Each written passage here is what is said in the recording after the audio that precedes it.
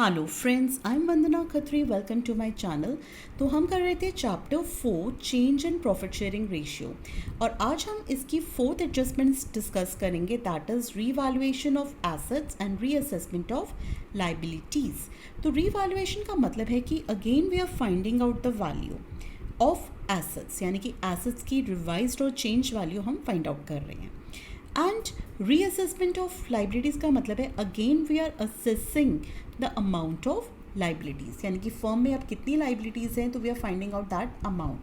तो जो पार्टनर्स आपस में प्रॉफिट शेयरिंग रेशियो चेंज करते हैं, इट मीन्स द फर्म दोबारा जब रिकॉन्स्टिट्यूट होती है, एट दैट टाइम हम अपनी एसेट्स की रीवैल्यूएशन करते हैं, लाइबिलिटीज़ को हम रीअसेस करते हैं, that is actually required at that time. और जो भी उससे हमें प्रॉफिट या लॉस होता है, that is basically transfer to partners capital और current account in their old profit sharing ratio.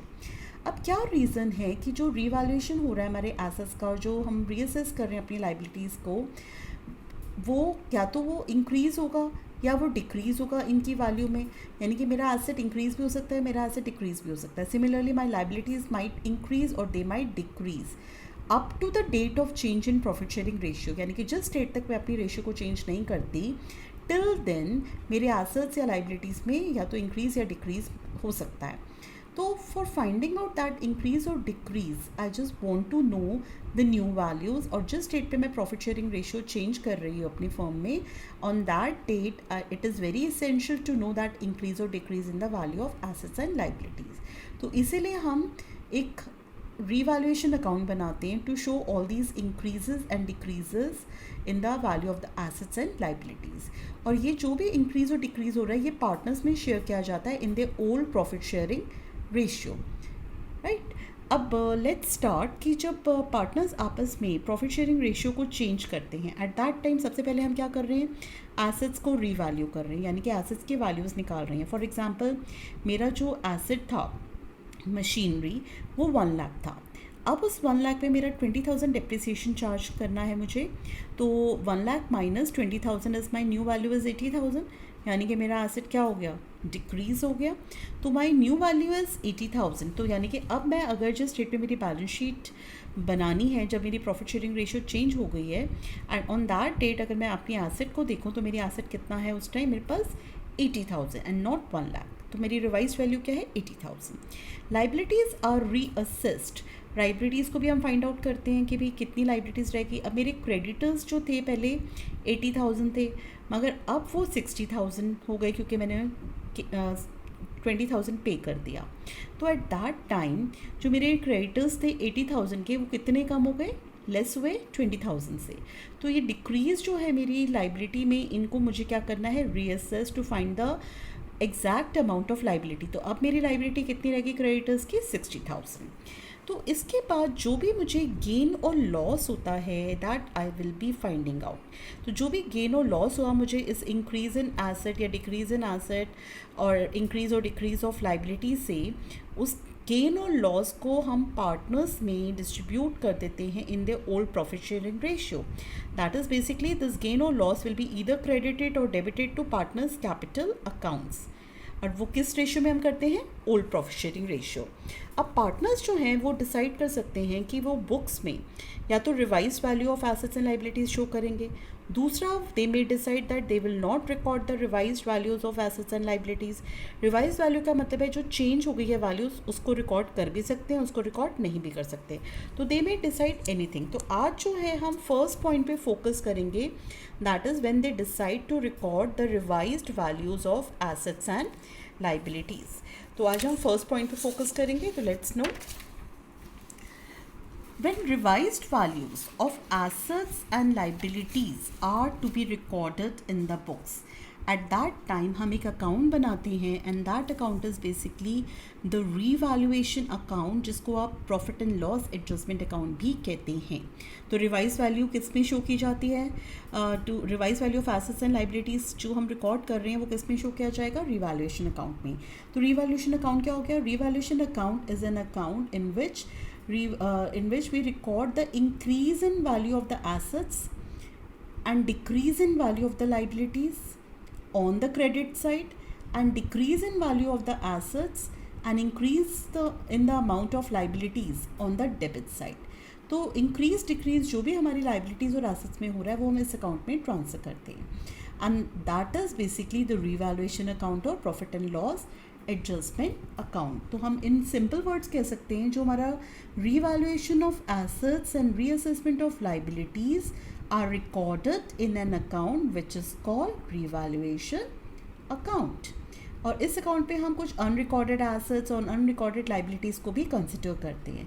तो नाउ लेट अस अंडरस्टैंड कि इस अकाउंट को कैसे प्रिपेयर किया जाता है, what is the rule for this account, let us learn in detail. तो अभी तक हमने सीखा कि हम जब डिसाइड करते हैं पार्टनर्स आपस में कि वो चेंज वैल्यूज एसेट्स और लाइबिलिटीज़ की शो करेंगे, at that time they prepare an account which is called revaluation और profit and loss adjustment account. तो इसका जो रूल है दैट इज़ पॉइंट नंबर 2. किसी भी अकाउंट की दो साइड्स होती हैं, एक होती है लेफ्ट साइड, एक होती है राइट साइड. लेफ्ट साइड को आप कहते हैं डेबिट साइड, राइट साइड को आप कहते हैं क्रेडिट साइड. तो हम एक साइड का फॉर्मूला याद कर लेंगे and that is the credit side. तो हमने याद किया ये क्रेडिट साइड का formula, that is increase in assets and decrease in liabilities will be credited. और इसका उल्टा जो है वो डेबिट साइड पे आ जाएगा. यहाँ इंक्रीज हो रहा है तो यहाँ डिक्रीज इन एसेट्स, यहाँ डिक्रीज हो रहा है तो यहाँ पे increase in liabilities will be debited. तो हम क्रेडिट को अगर याद कर लें तो डेबिट अपने आप याद हो जाएगा, because debit is opposite of credit. तो हमने याद किया increase in assets, decrease in liabilities. Now third point, third मैंने यहाँ पे लिखा कि जो अनरिकॉर्डेड एसेट्स हैं दैट विल बी क्रेडिटेड, यानी कि बाय साइड पे आप लिख देंगे बाय से अनरिकॉर्डेड एसेट है हमारा टाइपराइटर, तो बाय टाइपराइटर और हाइफन डाल के you will mention unrecorded asset. क्यों हम इसको क्रेडिट करते हैं? द रीज़न इज़ कि जिस डेट पे पार्टनर्स ने प्रॉफिट शेयरिंग रेशियो चेंज की, अगर उस टाइम पे उनको पता चला कि एक टाइपराइटर हमारी फर्म में था जिसको हमने आज तक रिकॉर्ड नहीं किया, तो दैट इज़ बेसिकली कि आपकी एसेट क्या हो गया, बढ़ गया, इंक्रीज़ हुआ. तो जब एसेट इंक्रीज़ हुआ तो हम क्या करते हैं उसको क्रेडिट. तो इसीलिए अनरिकॉर्डेड एसेट को आप क्रेडिट करेंगे, राइट. सिमिलरली अनरिकॉर्डेड लाइबिलिटीज़ अगर हैं, हमें कोई लाइबिलिटी पे करनी थी जो आज तक हमने नहीं दी, तो मेरी लाइबिलिटी बढ़ गई. तो when liability is increasing we are suppose to debit that in revaluation account. तो रीवैल्यूएशन अकाउंट की डेबिट साइड पे आप लिखेंगे to unrecorded liability whatever is the amount given, और बाय साइड पे आप लिखेंगे बाय, अभी मैंने जैसे एग्जाम्पल लिया था टाइपराइटर का, तो बाय टाइपराइटर हाइफन डाल के unrecorded asset and it's amount, right. After that if total of credit side, अब आपकी दो साइड्स हैं अकाउंट की, क्रेडिट एंड डेबिट. अगर आपका क्रेडिट का टोटल डेबिट से बड़ा है तो डेबिट साइड पे बैलेंसिंग फिगर आएगा. तो यहाँ पे आप लिखेंगे टू गेन और profit transfer to partners capital और करंट अकाउंट. कैपिटल अकाउंट कब आता है? जब पार्टनर्स की कैपिटल क्या है, फ्लक्चुएटिंग. करंट अकाउंट कब आता है? जब पार्टनर्स की कैपिटल क्या है, फिक्स्ड. तो हम पार्टनर्स में ये गेन ट्रांसफर करेंगे इन the old profit sharing ratio, right. और अगर इसका उल्टा होता है कि when debit side is more than credit side, eight that time loss होगा, यानी कि बाय साइड पे आपका आंसर आएगा. तो आप लिखेंगे by loss transfer to partners capital और करंट अकाउंट. एंड ये भी किस में डिस्ट्रीब्यूट होगा, आपका ओल्ड प्रॉफिट शेयरिंग रेशियो. तो यानी कि जब आप रिवैल्यूएशन अकाउंट बना रहे हैं, या तो आपको प्रॉफिट मिलेगा या आपको लॉस इंकर होगा. तो प्रॉफिट हुआ तो डेबिट साइड पे, टू साइड पे, और लॉस हुआ तो you will be transferring that to the credit side, right. After that, certain expenses on reconstitution of the firm भी एक इसका कंसेप्ट है जो इसी में हमें क्लियर करना है कि कई बार क्या होता है, फर्म जो एक्सपेंसेस इनकर करती है to give the effect to the change in profit sharing ratio, यानी कि जब प्रॉफिट शेयरिंग रेशियो चेंज की जा रही है एट दैट टाइम कुछ एक्सपेंस भी इंकर किया जाता है फर्म के थ्रू. तो ये जो एक्सपेंसेस हैं they may be incurred as, क्या हो सकता है expense, they may be incurred as remuneration to a partner. हो सकता है फर्म ने रेम्यूनरेशन या सैलरी दी किसी पार्टनर को, और as payment to an outside party, या किसी बाहर की पार्टी को हमें कुछ पेमेंट देनी है फॉर रेंडरिंग सर्विसेज. उन्होंने कुछ सर्विसेज प्रोवाइड करी and we are suppose to pay some amount for that. तो that is to give the effect to the change in profit sharing ratio, क्योंकि हमारी जब प्रॉफिट शेयरिंग रेशियो चेंज हुई उस time पे या तो कोई फर्म ने एक्सपेंस इनकर करा which is remuneration to partner, और कुछ पेमेंट है हमारी आउटसाइड पार्टी को, तो ये एक्सपेंसेस भी हमें रिकॉन्स्टिट्यूशन ऑफ फर्म में we might have these expenses. तो इन एक्सपेंसेस को हम क्या करते हैं, इनको भी हम डेबिट ऑफ रीवैल्यूएशन अकाउंट में शो करते हैं, because these expenses are related to reconstitution of firm. अब जब remuneration is paid to partner, यानी कि जब पार्टनर को आप सैलरी दे रहे हैं, तो at that time debit side of revaluation में आपको एंट्री पास करनी है revaluation account to concern partners capital account. जैसे आपने मिस्टर ए को सैलरी दी तो आपकी जर्नल एंट्री क्या हो जाएगी, revaluation to A's capital account से 5000, और नरेशन आप लिखेंगे remuneration credited to concern partners capital account. Now in continuity with this, remuneration जो आप पार्टनर्स को पे कर रहे हैं, इट मीन्स कि partner is paid for services rendered by him. Partner ने कुछ सर्विसेज प्रोवाइड करी है फर्म को, उन सर्विसेज के लिए आप उसको रेम्यूनरेशन दे रहे हैं, बट एक्सपेंसेस जो हैं वो फर्म बेयर कर रही है, they are borne by the firm. अगर क्वेश्चन कहता है कि remuneration paid to a partner includes expenses also, उसमें एक्सपेंसेस भी इंक्लूड हैं, तो जो एक्सपेंसेस हैं वो पार्टनर बेयर करता है, यानी कि these expenses will be borne by the partner. अगर क्वेश्चन ने बोला कि रेम्यूनरेशन जो है पार्टनर को जो पे कर रहे हैं उसमें एक्सपेंसेस भी इंक्लूडेड है, तो it means expenses are borne by the partner. And when partner he bears expenses, in that case what we usually do, अगर question silent है, if the question is silent as to who firm or partner paid the expense, it is assumed that partner has paid the expense। अगर question में कुछ भी mention नहीं है कि firm ने एक्सपेंस पे करा या पार्टनर ने पे करा, तो हम अज्यूम करते हैं कि पार्टनर ने ही एक्सपेंस को पे किया होगा, right. If partner is to bear the expenses and also has been paid by him, तब तो कोई एंट्री पास नहीं करेंगे, यानी कि अगर पार्टनर ने एक्सपेंस बेयर किया है और उसी ने पे किया तब आप कोई एंट्री पास नहीं करेंगे। लेकिन अगर एक्सपेंस जो कि पार्टनर को बोर्न करना था बट फर्म उसको पे कर रही है, यानी कि जब भी फर्म पे करेगी तब आपकी एंट्री होगी concern partners capital account to cash और बैंक अकाउंट, और नरेशन आप लिखेंगे expenses to be borne by the partner paid by the firm.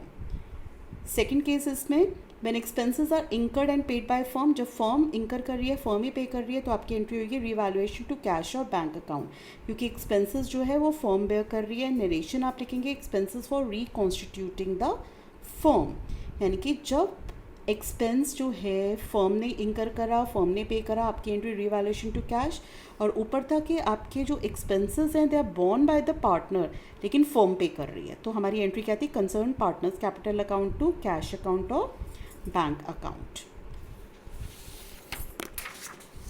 Now let us see कि how revaluation account is prepared. अब रीवैल्यूएशन अकाउंट का जो format है that I have prepared here. Revaluation account क्या है, एक अकाउंट ही है normal जिसमें डेबिट क्रेडिट साइड्स होती हैं, पर्टिकुलर्स रुपीज़।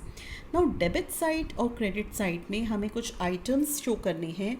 सबसे पहले हम क्रेडिट से स्टार्ट कर रहे हैं, तो क्रेडिट साइड पे हमने लिखा बाय एसेट्स अकाउंट, तो बाय एसेट्स में मैंने लिखा, अभी फॉर्मूला हमने लर्न किया था, increase in asset decrease in liability will be credited, तो हमने increase in value of revaluation and by liabilities लिखा decrease in amount of reassessment, यानी कि जब लाइबिलिटीज़ की वैल्यू डिक्रीज हुई वो डिक्रीज्ड अमाउंट यहाँ आएगा और यहाँ पे इंक्रीज्ड अमाउंट आएगा। जैसे कि आपकी मशीनरी जो है 1 लाख की है एट प्रेजेंट, और प्रॉफिट शेयरिंग रेशियो चेंज होने से पहले वो 80,000 थी, यानी कि 20,000 आपकी वैल्यू क्या हो गई, इंक्रीज हो गई, तो आप यहाँ लिख देंगे बाय मशीनरी 20,000। एंड अगर आपके क्रेडिटर्स जो हैं 80,000 थे and now you have paid 60,000, तो कितने क्रेडिटर्स आपके रिड्यूस हो गए, इफ़ यू आर पेइंग 80 में से 60, तो इट मीन्स 60,000 डिक्रीज हुआ है आपका, तो you will be writing your creditors in revaluation account, right.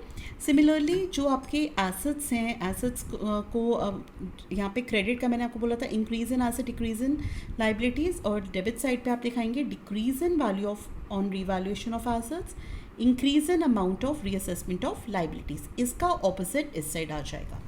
फिर राइट साइड पे, क्रेडिट साइड पे we will be showing unrecorded assets. Unrecorded मतलब कोई ऐसा एसेट जिसको हमने रिकॉर्ड नहीं करा। मैंने आपको भी टाइपराइटर का एग्जांपल दिया था। तो जब आपका कोई ऐसा एसेट आपको पता चला कि जो ऑलरेडी रिकॉर्डेड नहीं था, it means your assets are increasing. अगर आपके एसेट इंक्रीज हो रहे हैं तो वो क्या होंगे? क्रेडिट। तो यानी कि आप यहाँ लिखेंगे by unrecorded asset and that will be credited. Similarly unrecorded liabilities को हम डेबिट करते हैं क्योंकि हमारी लाइबिलिटीज़ यहाँ पे इंक्रीज हुई हैं और increase in liabilities to be debited. Then we have by provision for bad and doubtful debts. अब प्रोविजन हमारी लाइबिलिटीज़ होती हैं। अगर मेरी लाइबिलिटी डिक्रीज हुई है तो decrease in liability is to be credited, that is why I am writing here by provision for bad and doubtful debts. और अगर मेरी प्रोविजन इंक्रीज हुई होती तो हम क्या करते हैं? उसको डेबिट। यहाँ लिखा है to provision for bad and doubtful debts increase, क्योंकि इंक्रीज इन लाइबिलिटी क्या है यहाँ पे? डेबिटेड। इसके अलावा अभी जो हमने जर्नल सीखी कि रीवैल्यूएशन में अगर हम किसी पार्टनर को रेम्यूनरेशन दे रहे हैं तो हमारी जर्नल एंट्री होती है revaluation account to partners capital account, that entry will be there. और जो कोई भी अगर हम एक्सपेंस पे कर रहे हैं, when expenses are incurred and paid by the firm, तो वो भी हम डेबिट साइड पे ट्रांसफर करते हैं। तो हमारी एंट्री होती है रीवैल्यूएशन अकाउंट टू कैश और बैंक अकाउंट। आफ्टर दैट हम टोटल करेंगे क्रेडिट को, टोटल करेंगे डेबिट को, इनका डिफरेंस निकालेंगे। तो difference will be either gain और लॉस। अगर गेन आया तो we will be writing here to gain और profit on revaluation account transfer to partners capital current accounts, और पार्टनर्स में डिस्ट्रीब्यूट कर देंगे, that also in old ratio. ठीक है, इसको हम ओल्ड रेशियो में डिस्ट्रीब्यूट करेंगे। और यहाँ पे अगर लॉस आता है, debit is more than credit, तो that will be here by loss on revaluation transfer to partners capital और करंट अकाउंट। ये भी आपका कौन सी रेशियो में होगा? Old ratio. And you will be having your amounts all here, and after that you will just total this account. Clear? So you will either have loss or you will have gain. तो जो भी आपका आता है जिस भी side पे, you will just mention that. Clear? That's all for today. Thank you.